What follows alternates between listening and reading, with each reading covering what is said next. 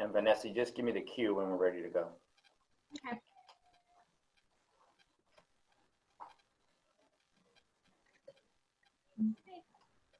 Martin, I think you're good to start, sir. Okay, good morning, everyone. I can't see everybody on the screen, but I'm sure that I would be happy to see everybody. Happy New Year. We're here to launch our first commercial brokers forum. We have a team with the City of Palm Desert. My name is Martin Alvarez. I'm the Director of Economic Development for the City of Palm Desert. And what I'd like to start off with is just to introduce our team. Our Economic Development Department, you'll see some people on the screen here. I'm going to start from what my screen shows is the top, and then I'll just go around the screen. But with us today, we have Deborah Glickman, who's our business advocate. She just waved to you there. We have Thomas Soul, our marketing and tourism manager. And then Wayne Olson, who is our development management analyst, which will give you a little bit more brief introduction on that as well. And then what we'd like to consider part of our team, but he's also in our community development department, is Eric Ceja. If you could wave to the folks there. He's our principal planner. We work closely with community development, of course, on economic development projects. But just in brief, Deborah is our business advocate. She is the liaison to our Chamber of Commerce. She works with our business folks in the community. So if you ever have any questions related to any business related issue, business license, signage, any new business wanting to come into town, Deborah is the person that you would see. Thomas oversees our marketing and tourism. That includes visitor services, that includes special events, and also, of course, some of our communications with our residents and visitors. Wayne Olson is our development specialist. He oversees all of the land transactions that we have going on, whether it's city or successor agency owned property. Wayne is the person that has been dealing with properties. Any new large economic redevelopment projects coming into town, he is a key resource for that. And of course, Eric, he's our planner that handles all new projects coming into the city for entitlements and development review process. So just wanted to give you a brief overview of our team. We hope to do this more often as this new year comes forward, to try to stay in touch and connected with our businesses, our brokers, and any other folks that want to kind of get an idea of what's going on in Palm Desert. So we've got a packed agenda. What we're going to do is I'm going to give you a brief overview. It's kind of what's happened in 2020. Well, hopefully it's going to be a better 2021. So, and then I'm going to turn it over to Eric. Eric's going to give you an idea of all the different projects that are going on in Palm Desert, some of the things that are happening, which is some good news, I think, for our community. And then Deborah will come in and also give you an update of some of the research and analysis that we've done over the last year that gives you an idea of what potentially we could bring back to Palm Desert or bring to Palm Desert. I know we're in some tough times right now, but you know, we'll get through this, we'll get over this, and we want to get back into you know, bringing Palm Desert back up to speed. So that's sort of the agenda for today. There will be a couple of poll questions that Vanessa, you'll see the City of Palm Desert building that says Civic Center. She's in the background running this entire program. So thank you for that, Vanessa. And she'll have a couple of poll questions as we go through this to help us, you know, get a better understanding of how we might be able to help you from the, I guess, new business perspective. So in general, 2020 was a tough year. We at the city were able to, you know, work with our businesses, work with our community. With the help of people that are on the screen, we developed the Unite Palm Desert campaign. Unite Palm Desert really was a unification of how we could help our residents, our businesses, and how we could help people, you know, get through the situation that we're dealing with right now. And fortunately, the City Council has been very supportive of Unite Palm Desert. They've granted almost $3 million to help support our businesses.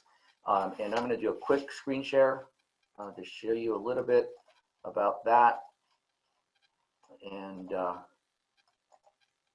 we can, just a second, slideshow. Okay, so yeah, our Unite Palm Desert Economic Relief Program launched in I would say in the spring and into the summer of 2020. The city has to date pledged $3 million to help our businesses survive. And 2.5 of that was 2.5 million was forgivable loans to small businesses and restaurants. We're in the process additionally right now to grant additional forgivable loans to our restaurants and some of our businesses that have been impacted by the recent stay-at-home order. So there's been a lot of relief, about at least from what we hope that has been helpful for our businesses to survive. 400,000 has been allocated to our hospitality partners. That is in the form of a buy 2 nights get 1 free program. And Thomas has been working with our partners to try to help our hospitality industry. Again, same thing, sort of just stay above water. And there's been about $100,000 been granted to our community partners, including the Chamber, Coachella Valley Economic Partnership, and Priority 1 CV. Priority 1 CV has been an initiative to help the city lobby to try to bring a new Cal State Palm Desert standalone, not Cal State San Bernardino satellite campus, but to bring a Cal State Palm Desert to fruition here in the Coachella Valley. So there's been some dollars invested in that to build a campaign so that we can work with the state legislature to hopefully at some point, induce them to bring the next Cal State to this valley. It's much needed. It's so important to our job growth, to our education growth, and to just into our community in general. So, and a couple of things, I'm not going to get too deep into these because I think Eric is going to cover a lot of the things that are going on in Palm Desert. But if you recall, back in 2020, the City Council approved Desert Surf at Desert Willow. Is a project that was a large surf resort, about a 5-acre lagoon with about maybe 200 hospitality units. And that project, of course, it obviously ran into some issues with COVID, but it's still alive. And so Eric's going to give you some more details on that, but we want to just give you an idea that still is in development. There are some revisions that were made, are going to be made to the project, and then hopefully be resubmitted here shortly. Other focal areas we want to bring to your attention is areas that have potential for growth from a commercial standpoint, include San Pablo Avenue. If you have driven down San Pablo, you'll see the improvements that have been made to the road. It's been a road diet with a opportunity for us to hopefully stimulate growth in this area to create a connection between our shopping, our residential, and our civic center. So take a look at that. If you have any questions on any opportunities there, reach out to myself, Wayne, Deborah, even Eric. We can fill you in. Another focal point that we want to touch upon is, and we need your help. I mean, as we move forward, Westfield Shopping Centers could be a challenge for us to keep moving forward. We've been in communications with the new owners, and we hope that we can work with all the different property owners in there, because there's several, including the folks that own Sears, JCPenney, and then of course Westfield, which is the company's called Unibail, and we want to hopefully work with them to create a master plan, plan that would help us to identify new opportunities for growth, new uses, new developments that could sustain that property in the long term, so that we'll get more news on that as we go forward, hopefully in the next several months. The other opportunity that we have is Palm Desert iHub. iHub is an incubator for technology and startup businesses. We were ready to launch in March of last year, and it is located across from the Cal State Palm Desert campus, where JT's Diner is. It's a 10,000 square foot, kind of like a WeWork opportunity where you have offices, you have co-working spaces, and it really was going to be a collaboration with Cal State to bring a cybersecurity program, and also to bring opportunities for new businesses with high-speed internet that we've actually been able to secure from the university.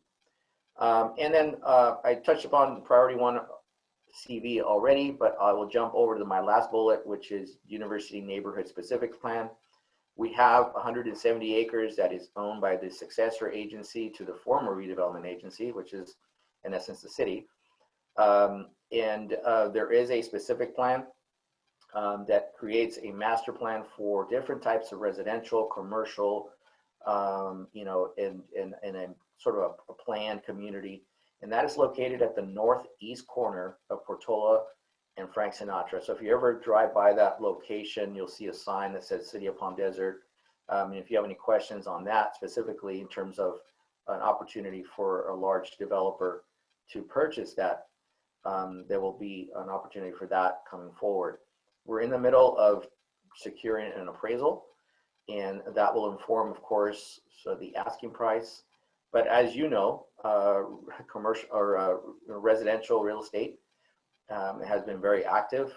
We have a lot of different things going on in the northern part of Palm Desert, and you'll hear more about that from Eric. And so with that, I want to thank you for joining us. And I can't see all the participants, but I'm sure from the list that I saw a lot of familiar faces or familiar names. And so I want to thank you for joining us. Like I said, we're here to help. If any questions in the future that you may have, you'll have some information on how to reach us here at the end of the program. So with that, I will stop my part of the presentation and then turn it over to Eric. Hey, Martin, can I interrupt quick? I've got to hop off, as you know. I've got a conflict. Thanks so much. Nice to meet you all. Enjoy the webinar. Thanks, Wayne.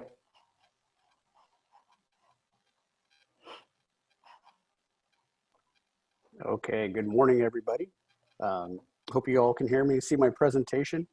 As Martine had mentioned, I'm Eric Seha. I'm the principal planner with the city's planning department and community development.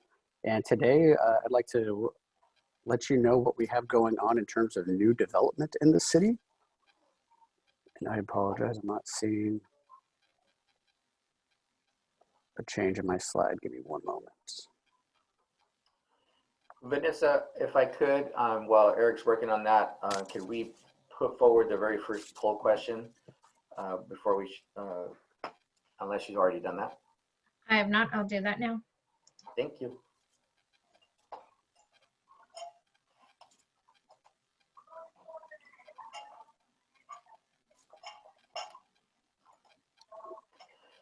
So folks that are on the webinar here, you have a poll question in front of you that just kind of gives us a little bit more insight as to what potentially we can do to help you and our prospective businesses. So the question is, what type of city incentives do you think would be helpful in attracting new leases to the city? You have 3 options there. If you could help us with filling those out, that would be great. All right, everyone, I think I got this working. I apologize, I can't get it to a full screen where I can switch slides, so we'll try it this way. But I did want to get into some new commercial development that we're seeing around the city, talk about some specific projects that we have. As Martine had mentioned, there's a lot of activity in the northern part of town, but there's really some activity throughout the city, all the way from Washington Street to San Pablo, El Paseo, Highway 111. So we can touch on all of that. And some of you may be interested in knowing more about the city's cannabis ordinance or getting a cannabis update, and I'll provide you with an update at the conclusion. So in terms of new development, where we're seeing a lot of activity, of course, is in the northern part of town. Some of this is occurring in the Millennium area. Millennium is a 152-acre specific plan, master planned area north of Gerald Ford and between Portola and Cook Street. There's some new development that you can see now that's occurring. La Quinta Brewery, our favorite one to talk about, is opening a new restaurant and tap room and moving all their operations into the city of Palm Desert. And they're looking, at finishing their construction in March of this year. So they're well underway in terms of construction, and they hope to be open, of course, with governor's restrictions being lifted sometime in April, possibly in March. So we're all excited about that. In that same area, the Genesis housing tract, which is 166 detached single-family homes located at the corner here of Portola and Gerald Ford, is near build out. I think they have maybe 4 units left to complete, but home sales in that area have been going strong. Back towards La Quinta Brewery, we have one hotel that's under construction now. That's a 96-room Holiday Inn Express. There is an approval for a second hotel at that same location that would be 90 rooms. But this first hotel, the Holiday Inn Express, is looking to be complete later this year, probably sometime in the summer. So that's another exciting development. It's a 4-story hotel. With that, near La Quinta Brewery, you're starting to see a lot of activity off the Cook Street interchange, and then also Technology Drive as part of the Millennium Specific Plan. Lastly, in this area, if you looked at the map, you can see that there's a green space right in the middle. That's a 27-acre future city park. We are currently working with an affordable housing developer to build 220 multifamily units, and then to also help us master plan the park that would be developed in conjunction with that. So there is some effort being put forward, working with affordable housing developers and then working with a landscape architect to help design a future city park in the northern part of town. Up next is Monterey Crossing. Right at the corner of Dinah Shore and Monterey Avenue, there's an 18-acre commercial development known as Monterey Crossing. Just last week, they actually started grading the site, so they were all excited. They're finally moving dirt. They're getting ready to go. They're putting in a lot of new infrastructure into that area, and then a lot of new commercial space and tenants are coming in. Some of the ones that we already have approved, of course, is what everyone's looking forward to is the Chick-fil-A that would be with a drive-through right off Monterey Avenue. That has gone through the city's architectural review process and received approval. So we're hoping that that's one of the first buildings that actually gets constructed. They've also been approved for a Quick Quack car wash. The elevation is shown there in the bottom of the screen. There's a Habit Burger that's coming in. And then there's about, I think, 11,000 square feet of commercial tenant space that's also going to be constructed as part of this first phase. And I'm not aware of what those specific tenants are, but that's another 11,000 square feet of commercial space coming into the city at this location. Out towards Washington Street, we have Palm Village. So this is at the corner of Avenue of the States and Washington Street, just south of Hoveley and north of Fred Waring. And this is a shopping center that has an approved Denny's location.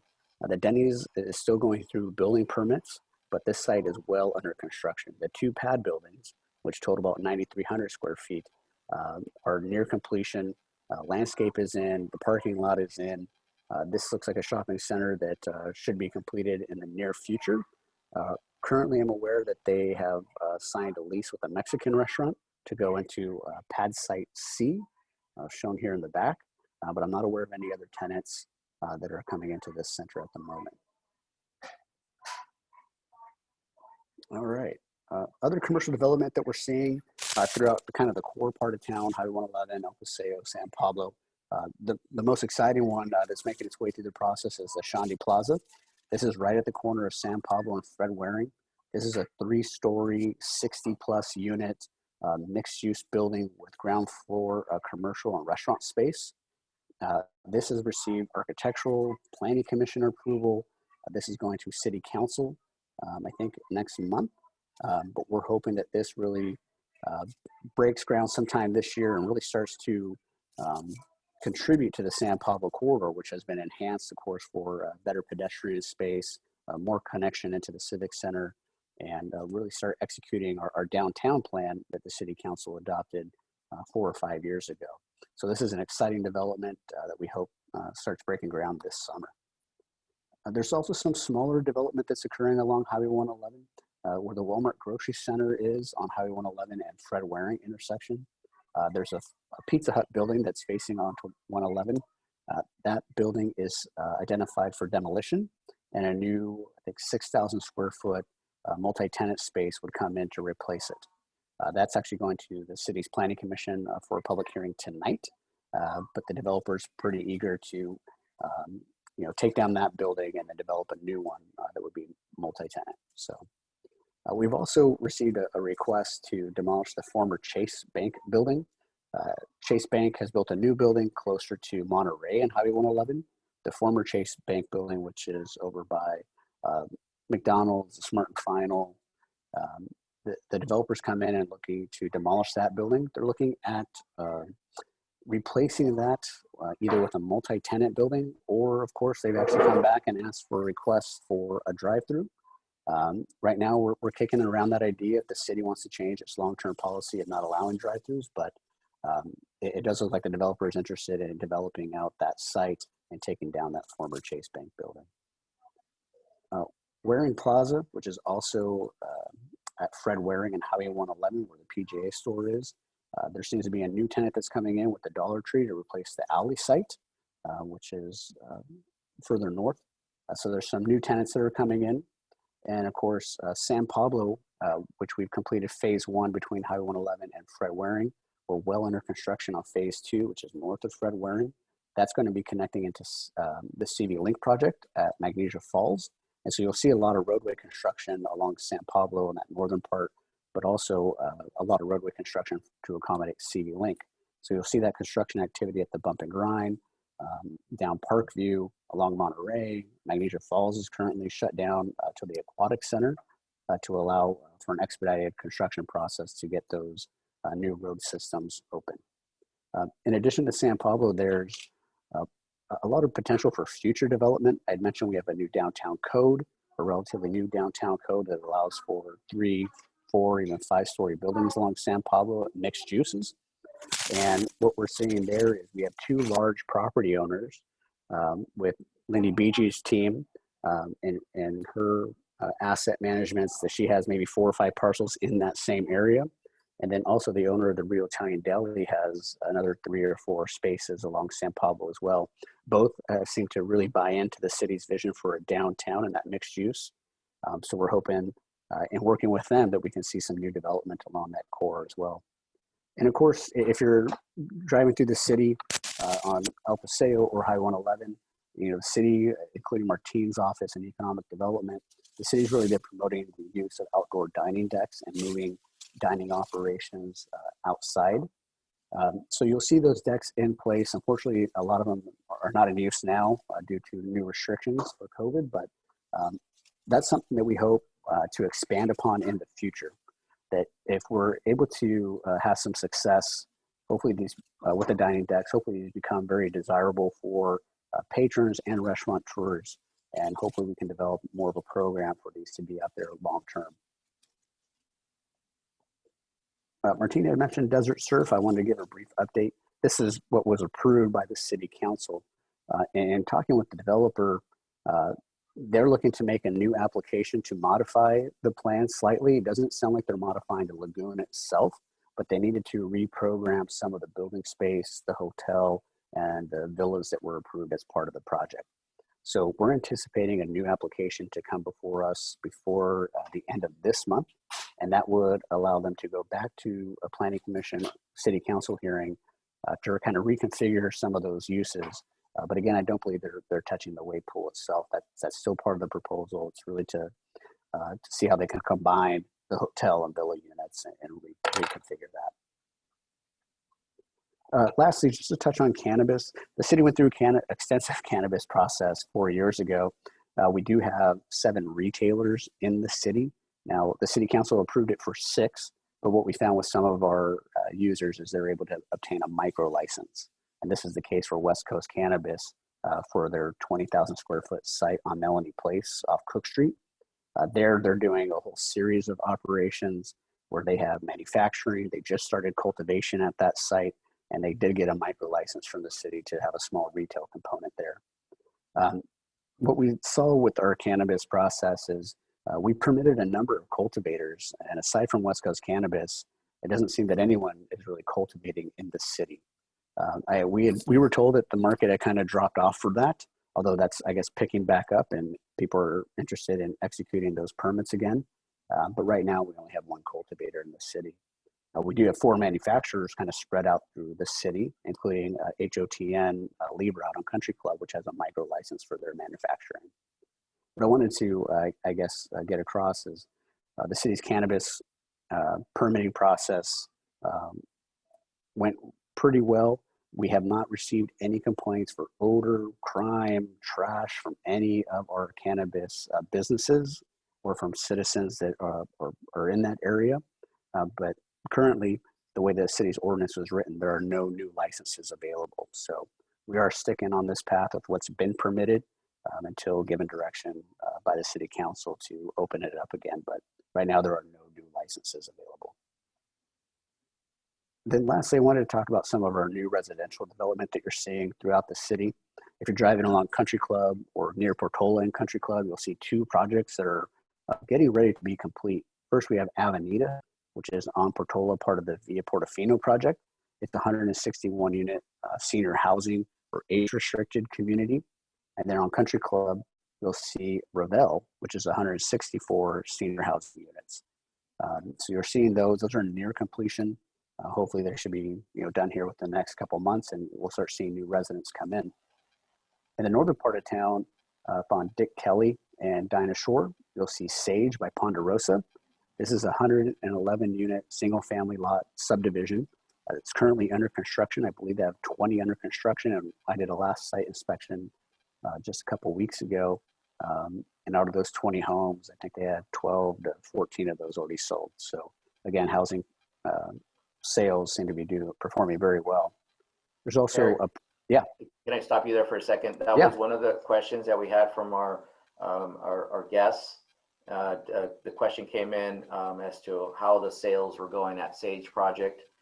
So thank you. I think that you answered that question. All right. I didn't even see the question. I'm glad I got it out there. But yeah, home sales seem to be doing very well. And then there is another opportunity at Sage. They carved out an 8-acre piece right at the corner of Dick Kelly and Dinah Shore for a future multifamily site up to 140 apartments. We haven't seen a proposal come forward with that, but we're hoping that's another multifamily site in the city slated for future development. Martine had also mentioned University Park. Just last week, the city council approved the final map for phase 1 of University Park. This is a master plan community that was approved for about 1,100 homes. This first phase has about 236 homes, and we hope to issue grading permits this week, actually, now that they have their final map. They have a home builder that's interested, and this first phase out of the 276 homes includes a mix of residential type, which is kind of the intent of the University Park area. By having a mix of housing types, we're hoping that there's also a mix of incomes, lower price points for some of these homes. And you can see some new families, maybe some younger families start moving in. And this could also help us support the future, CSU Palm Desert across Cook Street there.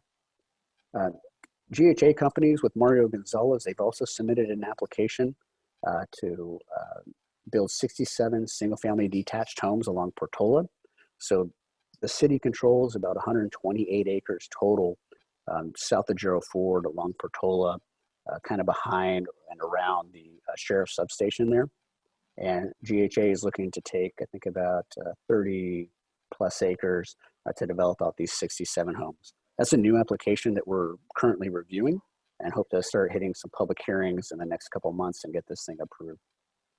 There was also an approved multifamily site for the Sands apartment. This is abutting Carter Elementary School in Hoveley. This is 386 multifamily units. 20% of that is for very low income. This was a pretty contentious public hearing a couple years ago. The developer actually went bankrupt as part of this or after the entitlements. It does seem that that's been settled with the banks. There's a new developer on board. They're talking to us. They want to be pretty aggressive to try to hit this market now. They hope to be pulling grading permits probably within the next 2-3 months. So in talking with them, they're looking to submit their formal grading and building plans sometime in February, and hopefully, again, get those permits and start construction sometime this summer. So that's an exciting one that's finally, gaining some traction again. And then last, Palm Desert Country Club, another contentious public hearing item. This is the former executive course at Palm Desert Country Club.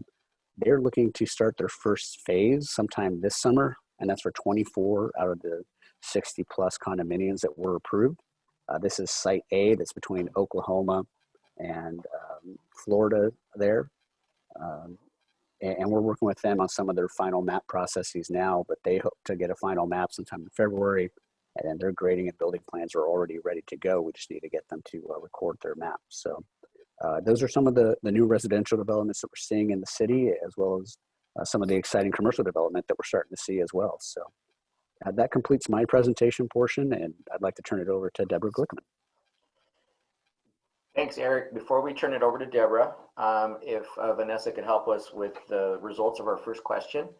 And you'll see here on the screen, what types of city incentives would you think would be helpful in attracting new leases? It looks like we had a 45%, we had a tie. The city pays for 1 month rent during summer, and we had a tie between that and TI permit reimbursement at 45%.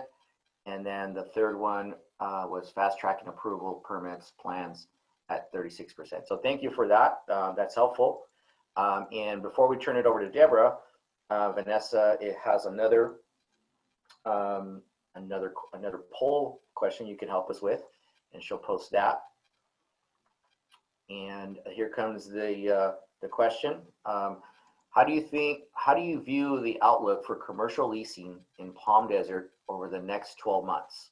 So you have 3 options there. If you could help us with that, that'd be very, very appreciated. And there was a question in the poll in our chat, and do we have a map showing the new residential developments? I believe I was just getting ready to type in an answer for that.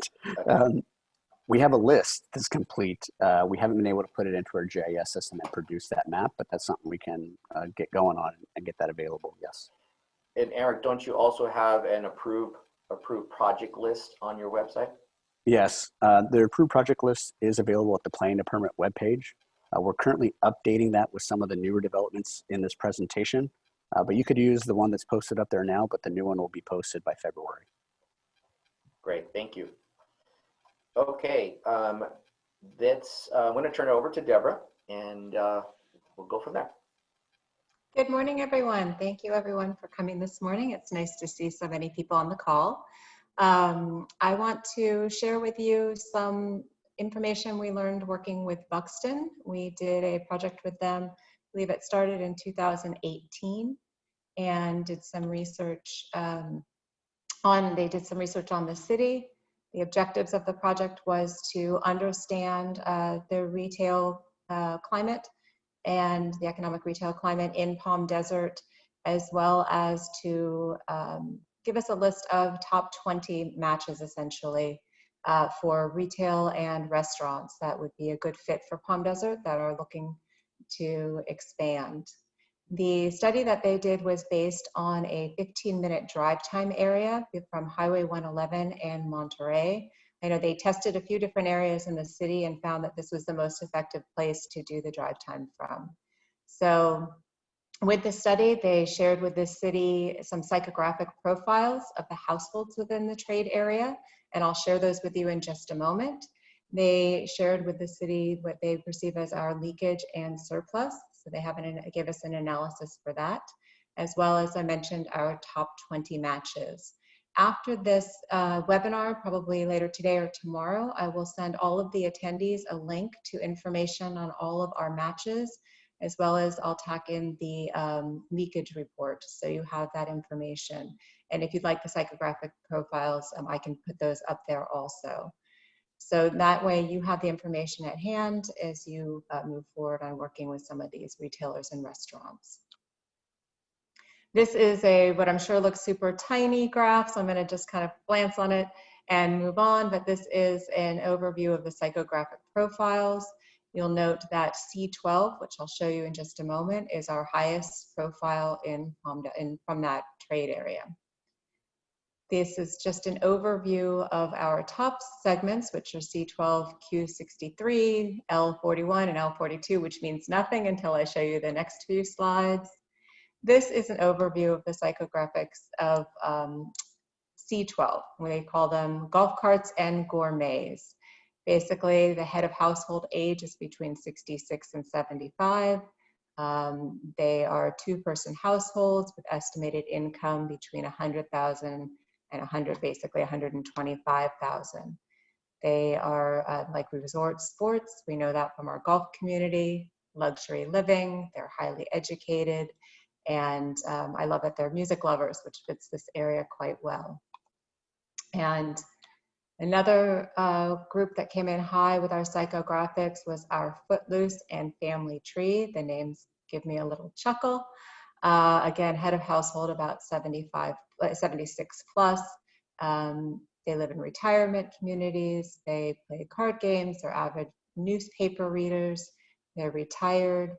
And the psychographics give us, and I'm sure you've all worked with them before, they give us a good overview, not only of just basic demographics, but how they function, how they like to function. Different groups like to function in their day-to-day, which helps to inform how we communicate with them, as well as what type of retailers and restaurants they're looking for.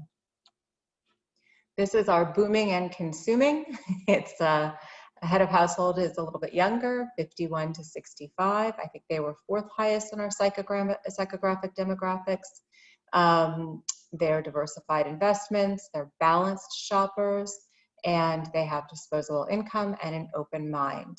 So again, I can supply these to you, but this just gives you a general idea of what Buxton was looking at and what Buxton found when looking at that trade area.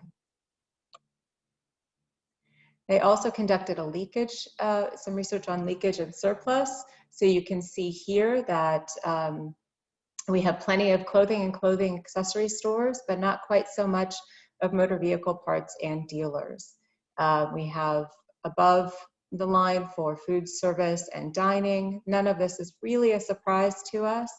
We all know that what we have in our city and what we have in neighboring cities versus our cities.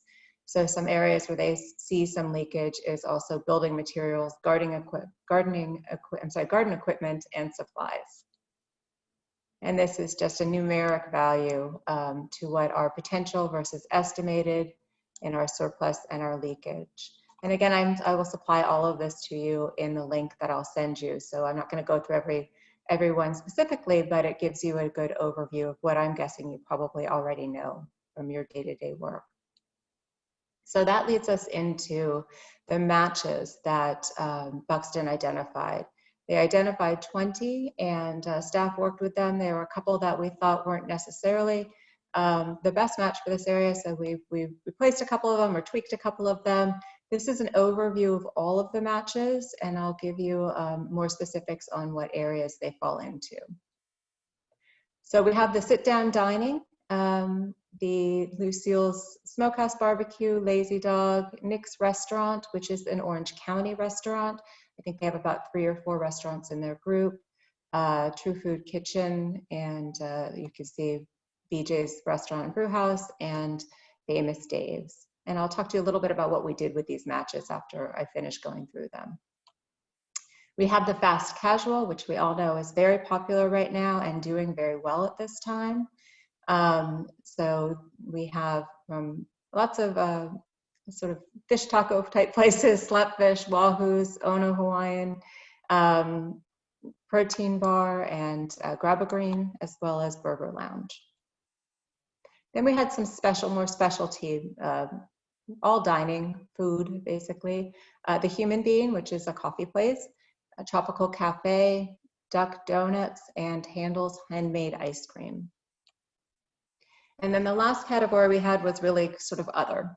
They identified 4 Points by Sheraton, Fleet Feet, which is a sporting goods store, Lassen's, which is a healthy grocery store, and Bolero, which is a bowling alley.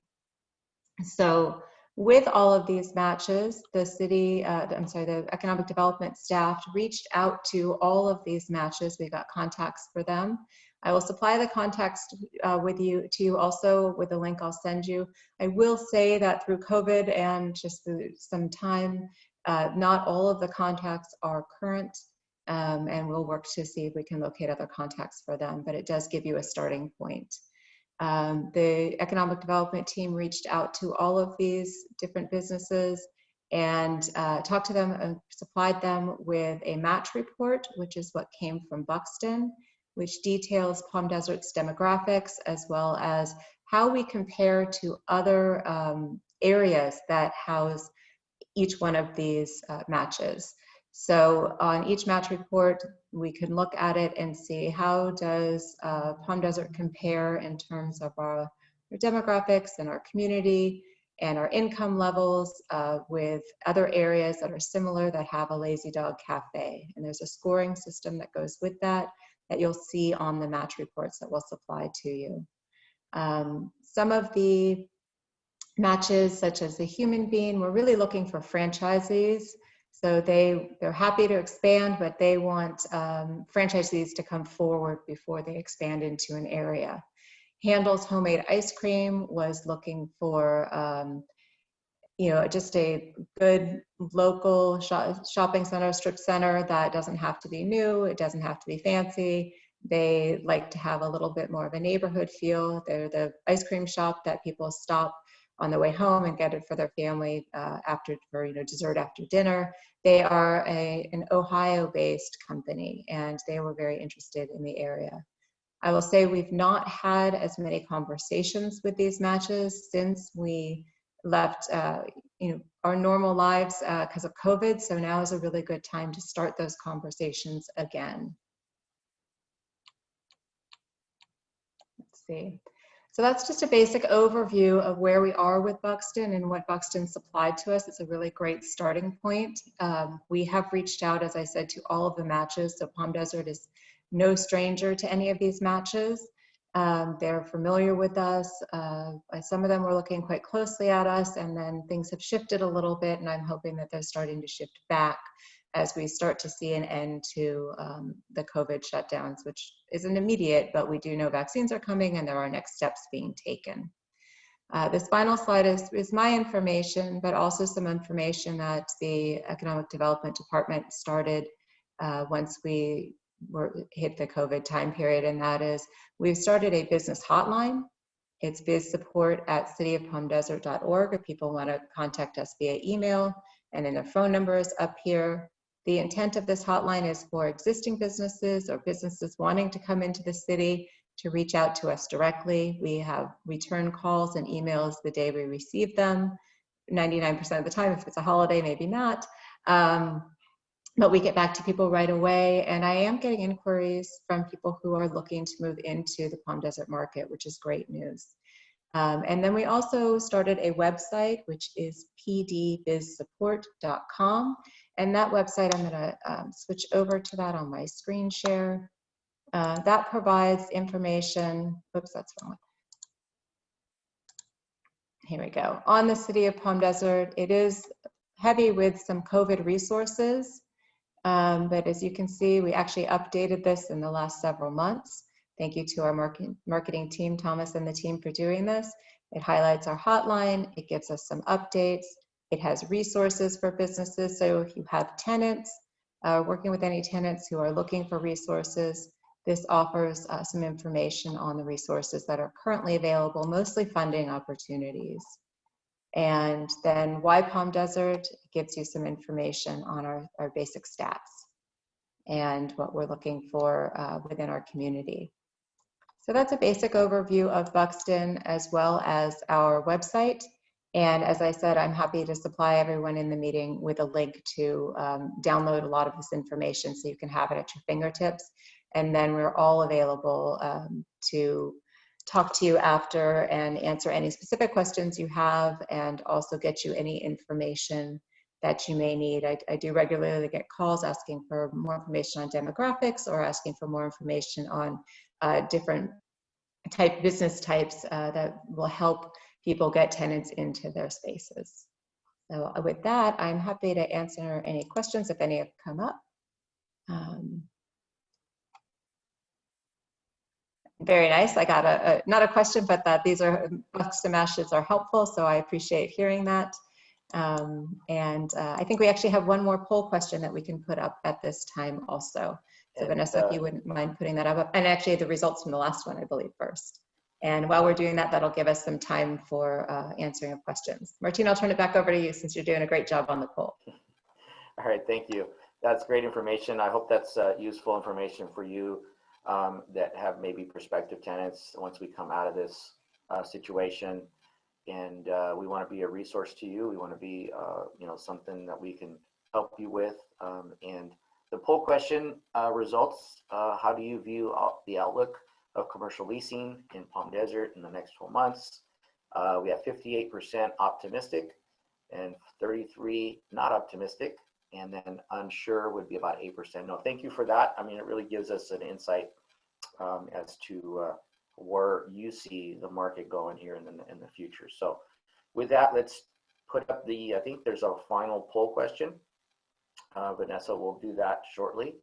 And again, we'll open up to any Q&A that you might have as we go forward. So the last question here is, what types of leasing inquiries are you receiving? And so we're looking at options of office, retail, and restaurant. So thank you for helping us with that question as well. We'll give it a few minutes. If you have any questions that you have, feel free to type them into the chat box.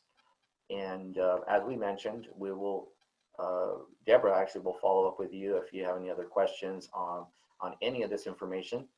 We will be posting as well all of the information we've talked about today on our website, and we'll go from there. So I'm going to give it a few minutes for you to finish up that poll question, and then see if you have any questions, and we'll go from there. And I'm going to pop up the last slide for my PowerPoint again, so you have the business support information at your fingertips. There we go.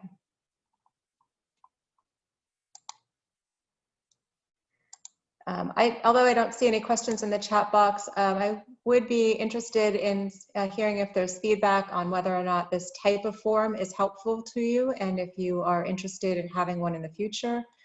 We'd be looking at lots of different ways to do updates, potentially doing something like this quarterly, or whatever whatever is needed. So if you have a moment just to pop that in the chat box, that would be really helpful to us and how we can plan and moving forward and assisting all of you with your endeavors. And the other thing that Vanessa just popped up onto the chat box is that if you have a specific question that we can answer for you, or try to answer for you now, you can raise your hand in the Zoom module, and we can elevate you and at least get a interaction with you on the webinar. We have one helpful, so that's good. Thank you.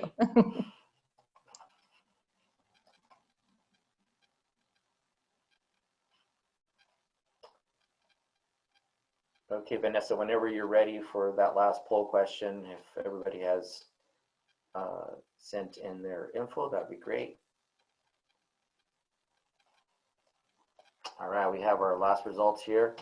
What types of leasing inquiries are you receiving? Looks like retail, 50% is the winner, office at 20%, and restaurant at 30%. That's great. That's great info for us to have an idea where the market is headed. So thank you for that.